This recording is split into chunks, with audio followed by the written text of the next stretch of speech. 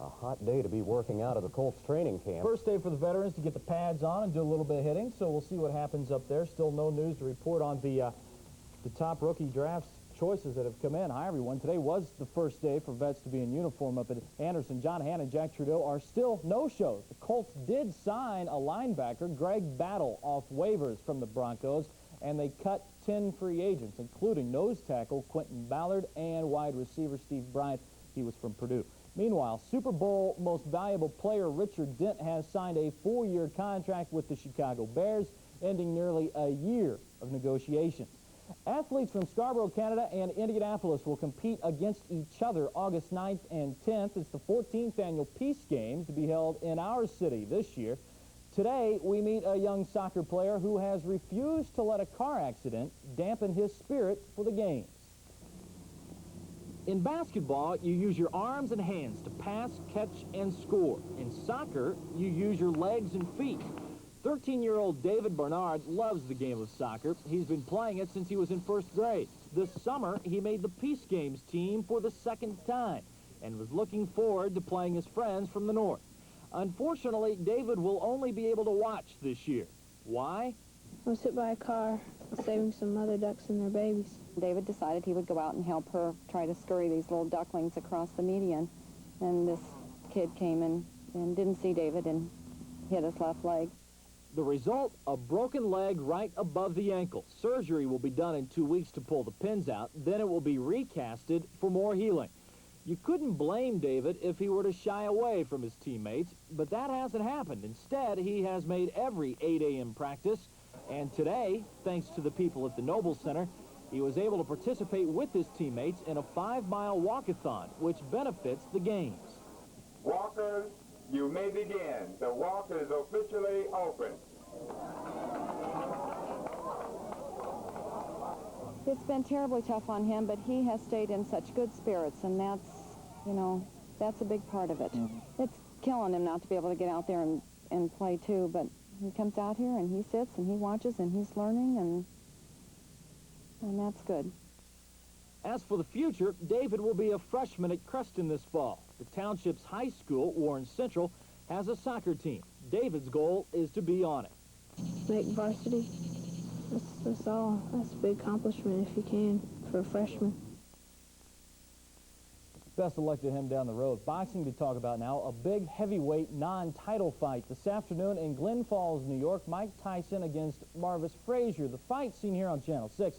This is Marvis, son of Joe Frazier. That's the only thing he did well today was look mean. One thing's for sure, he wasn't. In fact, if you blinked, you may have missed the whole thing. Actually, it took all of 30 seconds to be decided. The fireplug Tyson cornered Frazier, peppered him with a couple of punches, and down he went. Tyson has now won all 25 of his pro fights, 23 by KO. Frazier is now 16-2. In Major League Baseball, in the American League, the Twins and the Yankees got together this afternoon in New York. A 57-minute rain delay. They are now playing in the 8th inning. 8-3 Twins is the score in that game. Check the American League scoreboard now. Chicago and Baltimore. 2-1 Orioles the final. California beat Boston. They're playing in the 6th. Oakland by 1. In the National League, St. Louis beat San Diego in the 5th inning. Chicago dropping Los Angeles 9-1. New York is playing a doubleheader with Atlanta. In the American Association, the Indians are on the road tonight. Game time is 7:30. The third round of the International Race of Champions was held today at Alabama International Motor Speedway, site of tomorrow's Talladega 500 NASCAR race, and it was dominated by the NASCAR drivers. Cale Yarborough was the winner. He beat out Harry Gant by a thread. Bill Elliott was third. Darrell Waltrip was fourth. The highest IndyCar winner, or driver rather, was Al Unser. He finished 6th overall. The final race of the IROC season will be held at Watkins Glen next month. Finally, to golf here, the Buick Open, the third round, played in Michigan. Rookie Davis Love the third, looking for his first tour win. A nice setup shot there to the green. A four-way tie atop the leaderboard. Steve Pate, Ben Crenshaw, and Tom Pertzer all at -14. Today would have been a great day to bop by Lake Indy, located 2 blocks north of Busch Stadium on the White River. The 1986 Midwest Regional Barefoot Water Skiing Championships continue today. Some people play golf on the weekend, content to punish a little white ball. Others like to punish their feet. Today's competition involved tricks on the water. You get 2 15-second passes based on a rate of difficulty. The more tricks you can do, the better. Great day to get out and just be lazy, not to mention cop a few rays. Some tricks can be hazardous, however. I don't think I would put the rope around my neck. The event's final day is tomorrow, begins at 8:30, and they're going to be jumping barefoot off this little ramp, and they say it's really spectacular to see. The most hazardous thing is swallowing that water, probably. Next, we'll meet a big group of people who all have something in common. Yeah.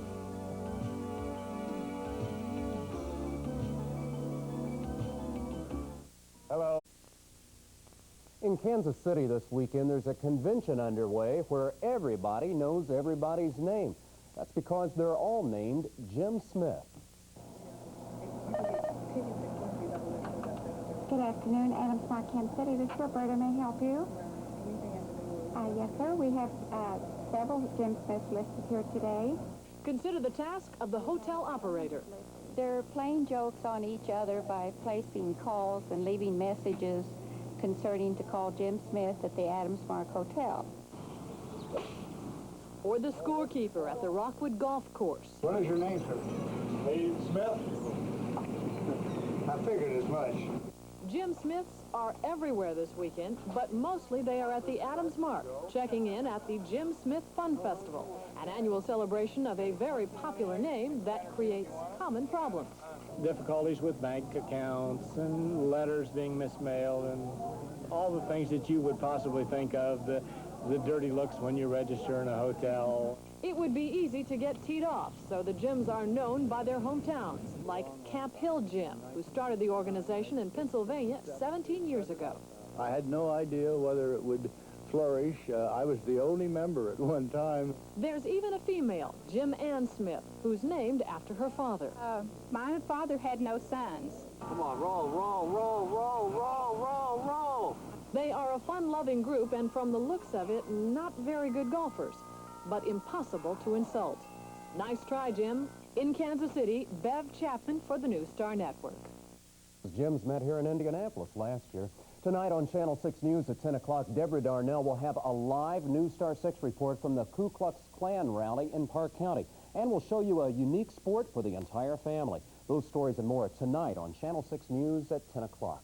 But that's our report for now. Thanks for joining us. With Dave James and Kevin Madden, I'm Greg Todd. More news coming up next from ABC. Have a good evening.